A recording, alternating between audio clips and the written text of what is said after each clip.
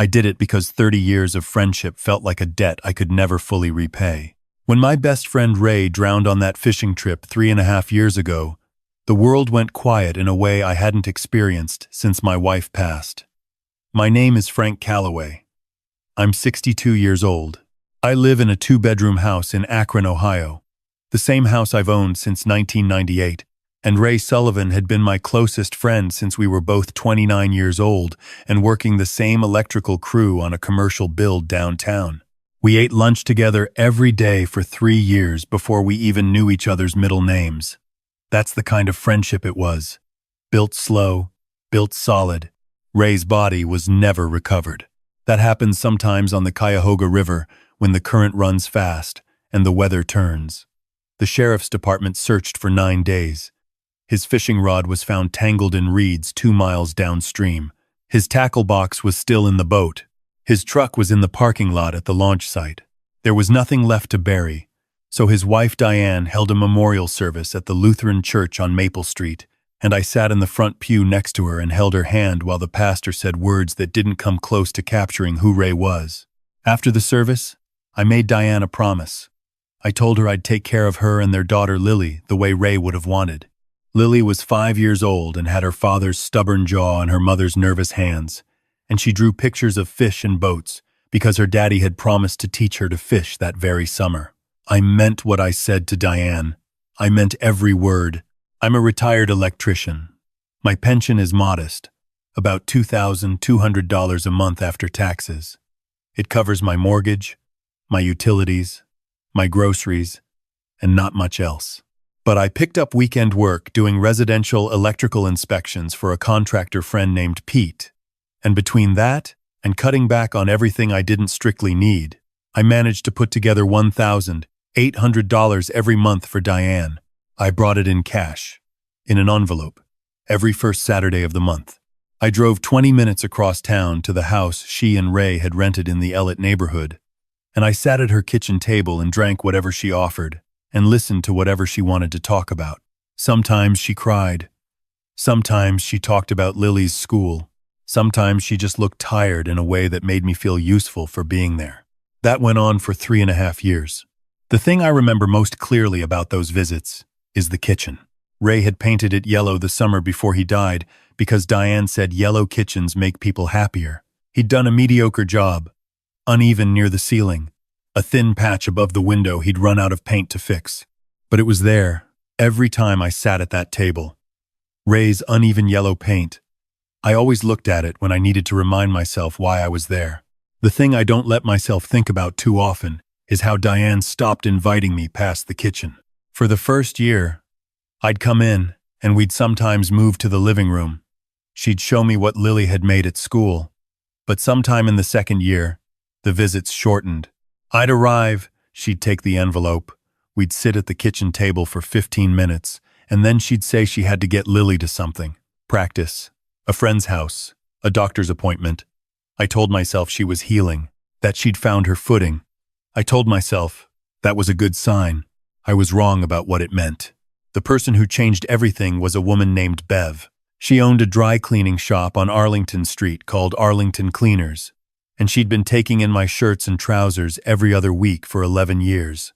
I know her enough to wave, enough to ask about her hip after she had surgery 2 winters ago, enough to know she doesn't gossip and she doesn't stick her nose in other people's lives, which is why, on a Thursday morning in October, when she handed me my clothes bag and said, "Frank, I need to ask you something," I stopped walking toward the door.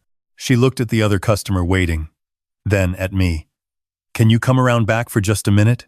We stood in the narrow alley behind the shop next to her delivery bikes, and she spoke quietly and carefully like she'd been rehearsing it. She told me she'd seen someone at the grocery store 3 weeks before. "A man she recognized because he used to come into the shop with you," she said, meaning with Ray. "Tall guy," she said. Salt and pepper beard now, heavier than before. She would have walked right past him except that he was doing something she'd seen him do 100 times in the shop, the exact same thing. He was standing at the deli counter waiting for his order, and he was tapping the back of his left hand against his thigh. 4 quick taps, then a pause, then 4 more. Like a nervous habit, like a metronome. I knew what she meant. before she finished the sentence. Ray did that when he was bored or waiting for something. He'd been doing it since I'd known him. His wife used to joke that she could find him in a crowd by listening for the tapping. He did it in movie theaters. He did it at the DMV. He did it in line at the hardware store. It was as specific to Ray as a fingerprint, and Bev had seen it up close twice a week for years. She said she almost convinced herself she was wrong. Then she saw him again, 4 days later, at the gas station, 2 blocks from her shop. He was paying at the pump, back turned, not facing her, but he tapped his hand against the side of his truck while he waited for the receipt. 4 taps. Pause. 4 taps. I thanked Bev. I told her she did the right thing. I drove to the parking lot of a grocery store I've never used, and I sat there for a long time without turning off the engine. Then I drove home and called Pete. Pete had a friend from his army days who did private investigation work. His name was Gary, and he operated out of a storefront in Canton. I met him 2 days later. I sat across from his desk and laid out everything I knew. Ray's disappearance, the memorial, the monthly payments, Bev's story about the tapping.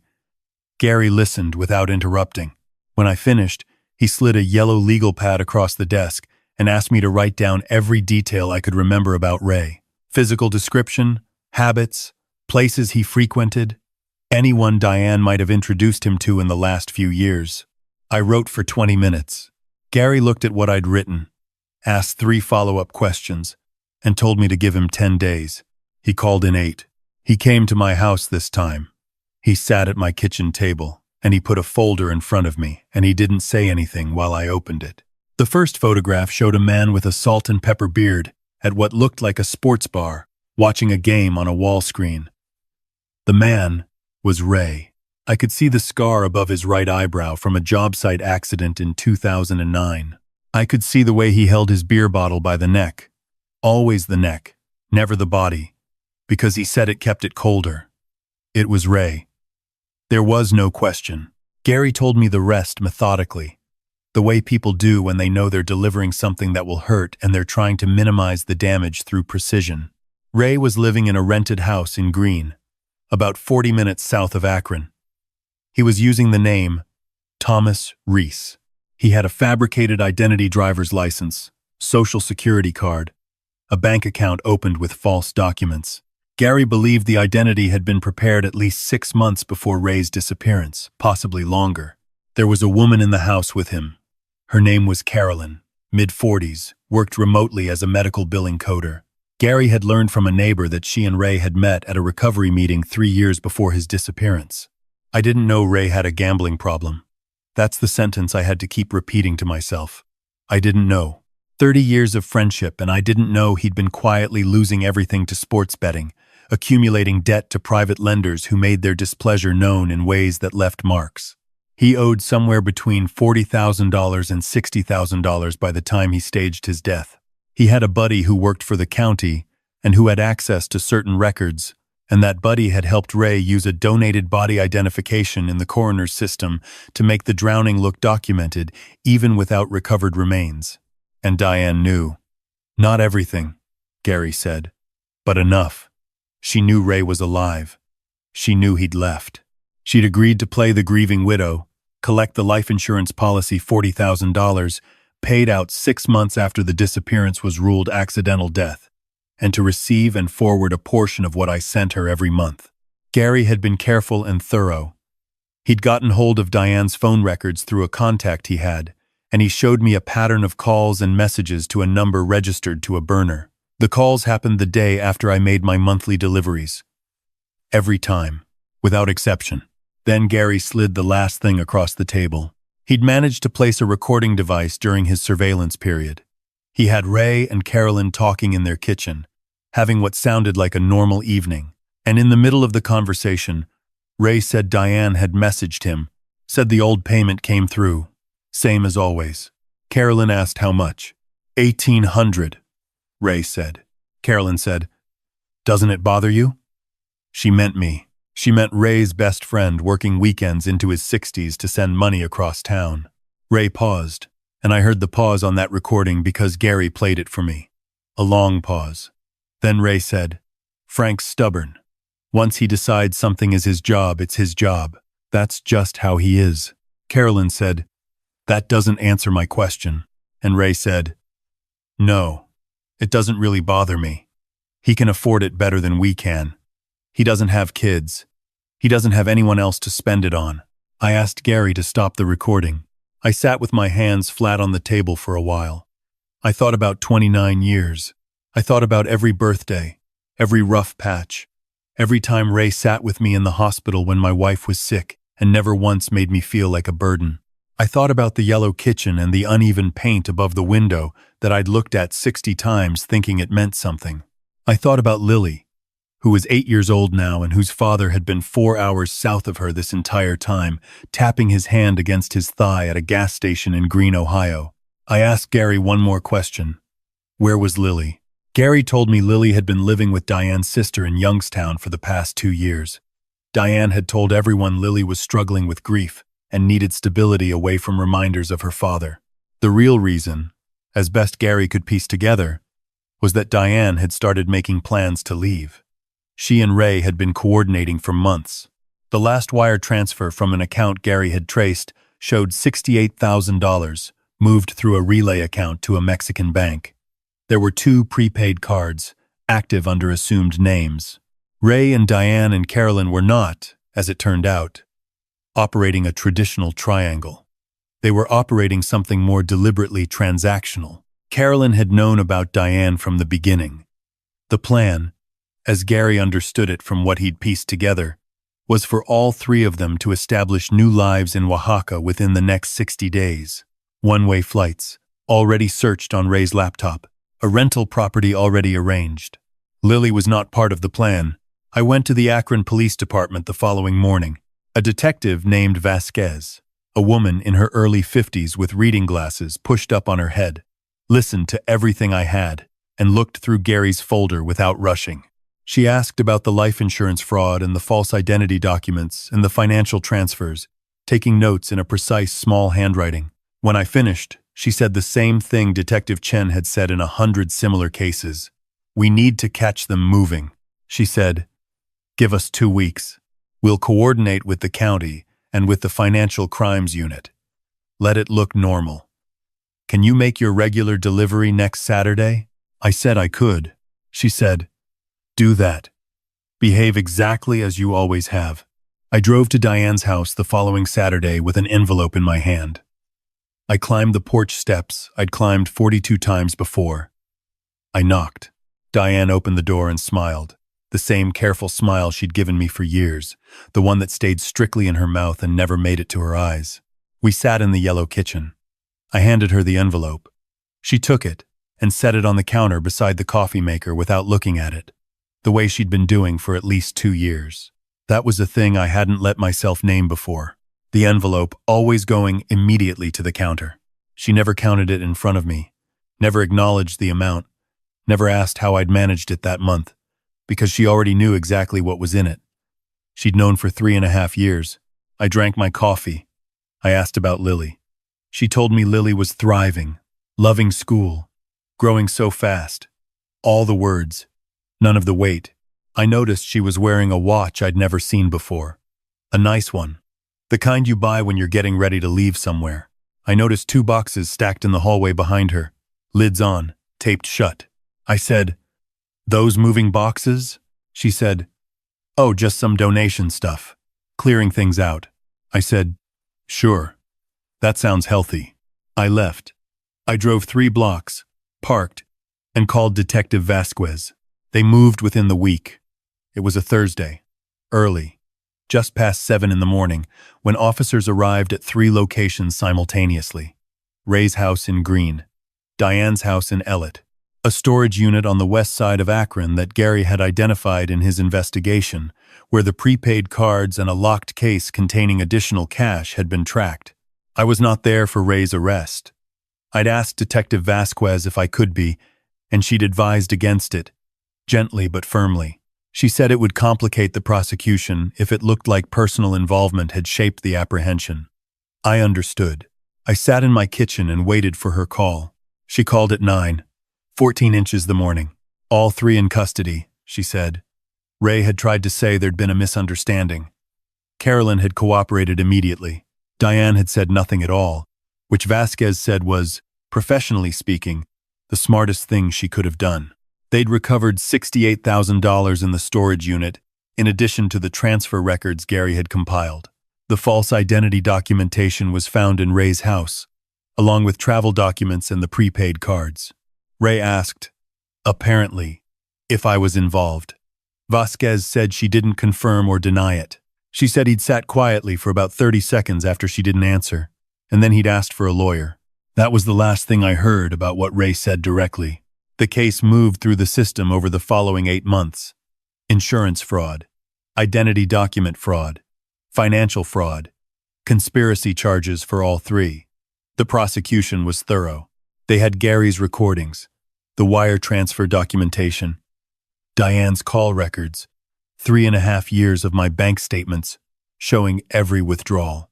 Ray's county contact, the man who'd helped create the false identification in the coroner's system, was charged separately. He took a plea deal and testified. The defense argued Ray had been under genuine threat from his gambling debts, that he'd made a desperate decision and regretted it, that he had never intended for anyone to be permanently harmed. The jury took 4 hours. Ray received 9 years. Diane received 5. Carolyn received 3, reduced for her early cooperation. The county contact received 18 months. I was in the courtroom for the sentencing. I sat in the gallery. When they read Ray's sentence, he turned and looked around the room, and his eyes found mine. I don't know what he was looking for. I don't know if he expected something from me. I didn't give him anything. I looked at him until he looked away. 3 weeks after the sentencing, I drove to Youngstown. Diane's sister, a woman named Patrice, lived in a small house near the edge of the city, the kind of neighborhood that's quieter than it used to be, and a little worn around the edges, but well kept by the people who are still there. She opened the door before I got to the porch. She'd been expecting me. We'd talked twice on the phone. Patrice was a practical, straight-talking woman who'd spent 2 years raising her sister's child without complaint and without pretense, and when she looked at me, I had the feeling she was measuring whether I was the kind of man who would stick around. I told her I wanted to see Lily. She said, "Come in then." Lily was in the back bedroom, sitting cross-legged on the bed doing homework. She was 8 years old and she looked like Ray in ways that sat in my chest when I first saw her. The set of her jaw, the focused expression when she was working through a problem, the way she held her pencil. She looked up when Patrice knocked on the open door. Patrice said, "Lily, this is your dad's friend, Frank. He knew your dad a long time." Lily looked at me with the careful, assessing look that children develop when they've had to recalibrate their understanding of safe adults. She said, "I know who you are. My dad talked about you." I said, "He talked about you too. Every time I saw him." That wasn't entirely true in the last chapter of Ray's life, but it had been true for the 20 years before it. Ray had talked about Lily from the moment she was born with the particular amazed pride of a man who hadn't expected to love fatherhood as much as he did. That was the Ray I knew for 30 years. That Ray had talked about Lily constantly. She said, "Do you want to see my project? I'm making a map of Ohio for social studies." I said yes. I stayed for 3 hours that afternoon.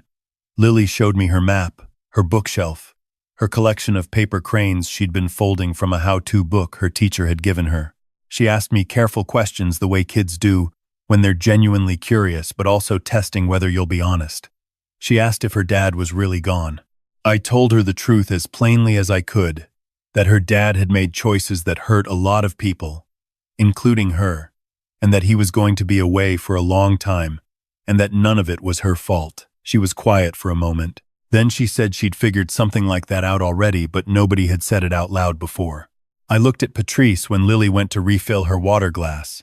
Patrice said, "I'm 61 years old, Frank. I've got a bad hip and a fixed income, and I love this child with everything I have, but I am not a young woman."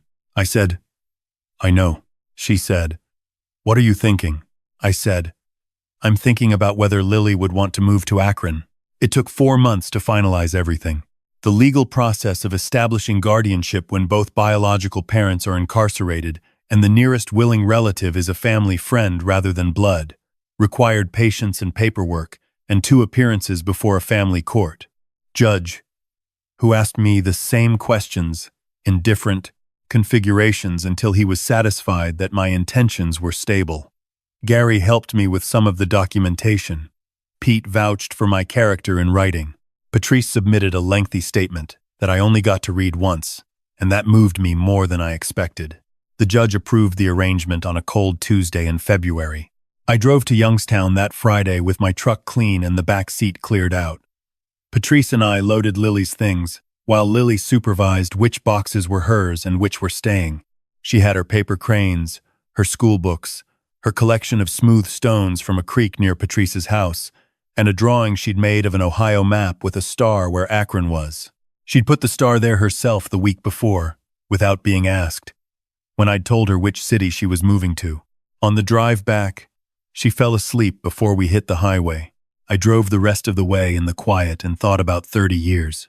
I thought about every good thing Ray and I had done together, and I thought about what he'd decided I was worth when it came down to it, which was less than the trouble of asking me for help. I thought about whether I was angry.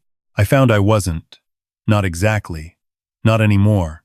What I felt was something closer to grief that had fully finished its shape. Grief for the version of Ray that existed before he decided who he was willing to leave behind, because that version had been real. I wasn't wrong to have trusted him. I was wrong to have trusted the part of him that turned out not to be there. Lily was enrolled in school by Monday. She told me the classroom smelled like the craft store, which she considered a good sign. Her teacher sent me a note at the end of the first week saying Lily was settling in well and was already ahead in reading. I put the note on the refrigerator. Bev came by the second week with a casserole and spent an hour at my kitchen table talking to Lily about paper cranes with what I can only describe as genuine interest. Bev is not a woman who performs interest she doesn't feel. By the time she left, Lily had taught her 3 folds. Bev promised to practice and report back. Pete came over on a Saturday in March. He brought his wife, Carol, who had packed a bag of books she'd pulled from her daughter's old collection books she thought Lily might like, based on what I'd told her on the phone. She was right about most of them. Lily had opinions about the rest, which Carol said was the correct response. There were hard evenings. There were nights when Lily came out of her room at 10 o'clock and sat on the couch next to me without saying anything, just present. And I'd learned by then that she didn't always want words. She just wanted the room to not be empty. I learned to make the meals she actually ate, as opposed to the meals I'd assumed kids her age liked. I learned that her bedtime wasn't negotiable, but that 15 minutes of reading together first made the transition easier. I learned that she kept her smooth stones lined up on her windowsill in a specific order, and that the order mattered to her in ways she hadn't explained and didn't have to. In April, she asked me if her dad ever asked about her. I told her, "He used to talk about you all the time. He was really proud of you." She thought about that. Then she said, "But not at the end." I said, "I don't know everything about what he thought at the end, but I know the part before the end was real." She nodded. She went back to her book. That was the conversation. It wasn't a closing of something, not completely, because those things don't close cleanly. But it was honest, and she seemed to need honest more than she needed comfort. She was her father's daughter in that way, at least. Ray had always hated being managed. He'd always wanted to know the actual shape of things. It was one of the things I'd loved about him. Summer came and we planted a small garden in the side yard. Nothing ambitious, tomatoes, basil, a row of marigolds because the nursery worker told Lily they keep certain pests away, and Lily decided that was an important function. She took the garden seriously. She kept a small notebook where she recorded what got watered and when. By June, she was out producing what we could use and started bringing tomatoes to Bev at the dry cleaner, who accepted them with the same no-nonsense warmth she brought to everything. Gary called me in July to let me know that Ray had been moved to a federal facility in Indiana and was doing what Gary called standard adjustment. I thanked him and didn't ask anything further. I didn't call the facility. I didn't send anything. That felt like the right calibration of what I owed. What I owed to Ray was accounted for. Every month, for 3.5 years, $1,800 times 42 months. The money was gone and I wasn't getting it back. I understood that. And I'd made my peace with it the night Gary sat at my kitchen table. And I'd seen for the first time what that money had actually built. It hadn't built anything for Lily. It hadn't built anything for Ray's friendship. It had built a runway for people who'd decided I was useful enough to keep taking from, and not significant enough to be honest with. What I owe now is different. It's measurable in different increments. I still do weekend electrical inspections for Pete. My knees aren't what they were. But every hour I work now, I know where it goes. It goes to Lily's school supplies, and her winter coat, and the savings account I opened in her name at the credit union on Maple Street. The same credit union where I've banked for 20 years, where the teller knows my face, and asked after my friend Ray back when I thought he was gone. I'll figure out what to tell her someday. In August, Lily had a birthday. She turned 9.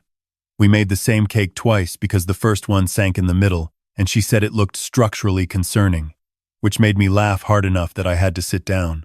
The second one rose correctly. Bev came. Pete and Carol came with their grandkids. Patrice drove in from Youngstown and sat in the backyard in one of my lawn chairs, looking more relaxed than I'd seen her in all our previous interactions. Lily showed everyone the garden. She explained the marigolds at length. After everyone had gone and I was cleaning up the backyard, Lily came outside with a dish towel in her hands, helping me carry in the folding chairs. She was quiet for a moment and then she said, "Frank." I said, "Yeah." She said, "Can I ask you something?" I said, "You can always ask me something." She said, "Are you going to stay?" I stopped what I was doing. I looked at her standing there in the grass with a dish towel over her shoulder and the late summer light in her hair and the marigolds in the garden behind her, which she'd planted herself and which were, as promised, still standing. I said, "Lily, I am not going anywhere." She nodded once. The decisive nod of someone filing away confirmed information. She said, "Okay, good. Can we save some of this cake for tomorrow?" I said yes. That night I sat in my kitchen after she'd gone to sleep. The overhead light was on, and outside the window the street was quiet, and I could hear the sound of a neighbor's television faintly through the wall. I thought about 30 years again, which I do sometimes, and probably will for a long time. I thought about what you lose when someone you trusted turns out to have been carrying a version of themselves they never showed you. I thought about whether that makes the years before it false. I've decided it doesn't. The years were real. What Ray chose to do with them at the end doesn't reach backward. What I have now is also real. It didn't come from where I expected it to come from. It didn't look like what I would have planned. But I've got a 9-year-old asleep upstairs who takes her garden seriously and has strong opinions about structural integrity in baked goods, and keeps smooth stones in a specific order on her windowsill, and sometimes sits next to me on the couch at 10 at night. Because the room needs to not be empty. I've got Bev and Pete and Patrice and a kitchen where the light stays on late. I gave 30 years to a friendship that ended badly. I'm giving whatever comes next to a kid who deserved better than the hand she was dealt. Every Saturday morning I make breakfast and Lily reads at the kitchen table while I cook. And before I serve the food, she closes her book and sets it down, and the two of us eat without the television on, just the morning sounds, and it is unremarkable and steady and mine.